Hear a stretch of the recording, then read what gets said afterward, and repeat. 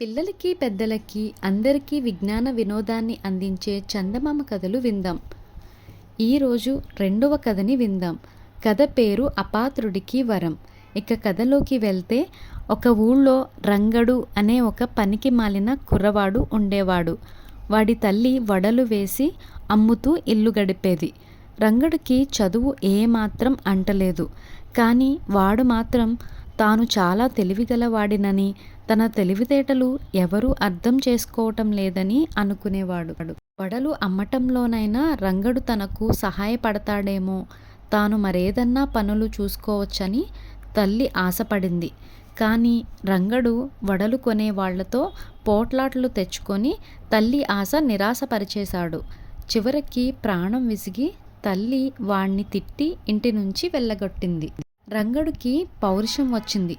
తన తెలివితేటలు అందరూ గుర్తించేటట్టు చేయాలని నిశ్చయించుకుని వాడు ఇల్లు వదిలి ఊరి అవతల ఉన్న అరణ్యంలో ప్రవేశించాడు. ఎక్కడా మనుష్య సంచారం లేని అడవిలో వాడికి కొంచెం భయం వేసింది. దానికి తోడు చీకటి కూడా పడబోతున్నది.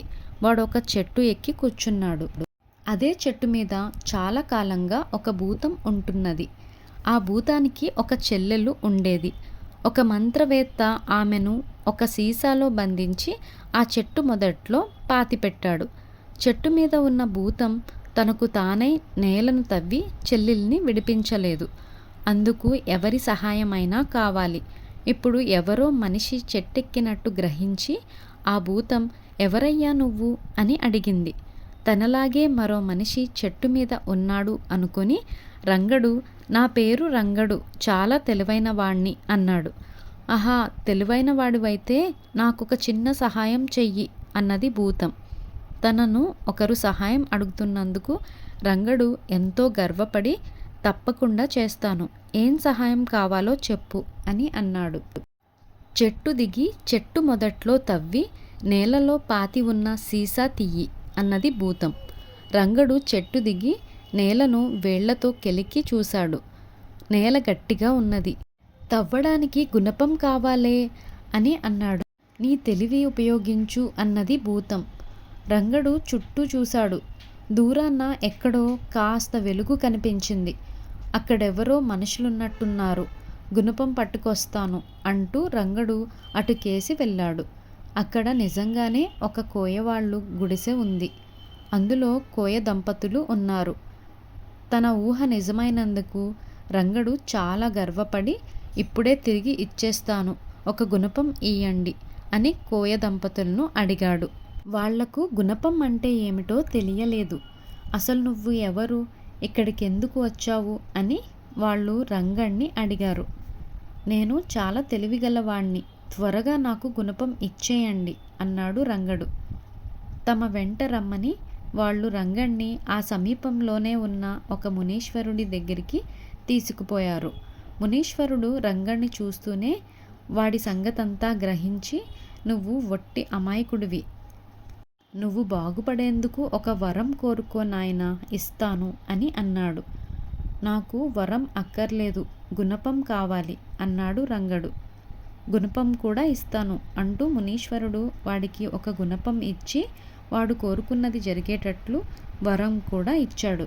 రంగడు విజయగర్వంతో చెట్టు దగ్గరికి తిరిగి వచ్చి చెట్టు మొదట్లో తవ్వి ఒక సీసా పైకి తీశాడు.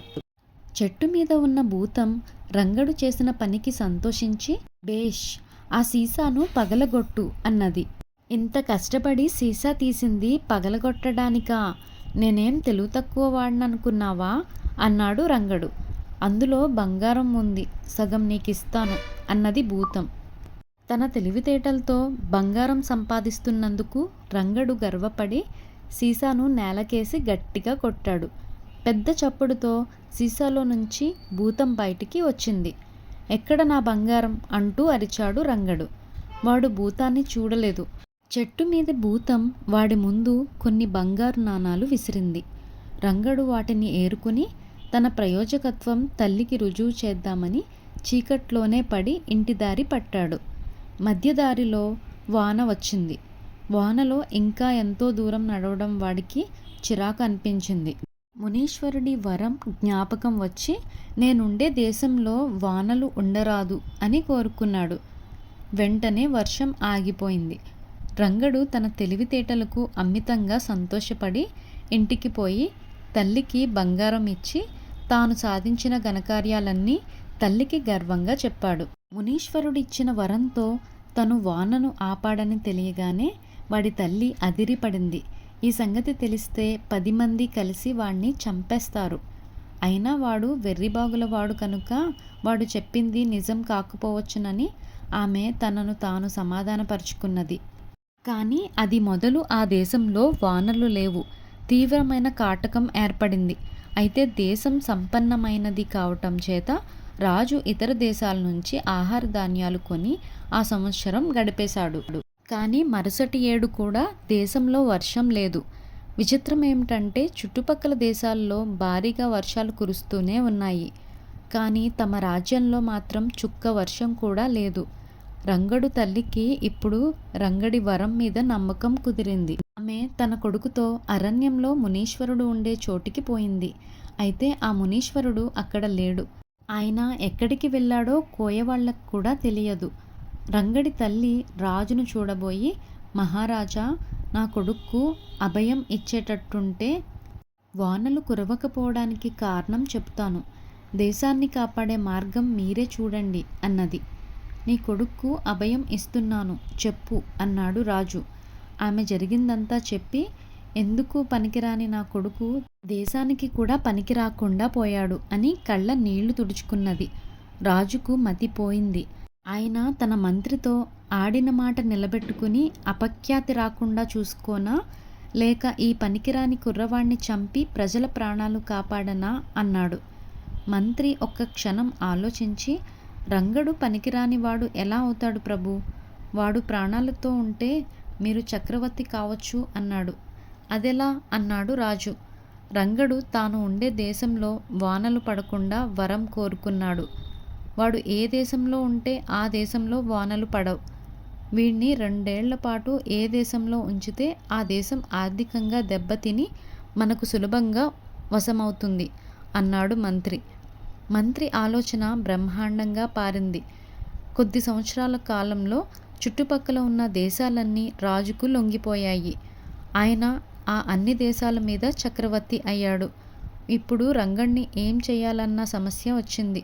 ఈ సామ్రాజ్యంలో రంగడు ఎక్కడ ఉన్నా అంతటా కాటకం వస్తుంది. చక్రవర్తికి మంత్రి మరొక అమోఘమైన ఆలోచన చెప్పాడు.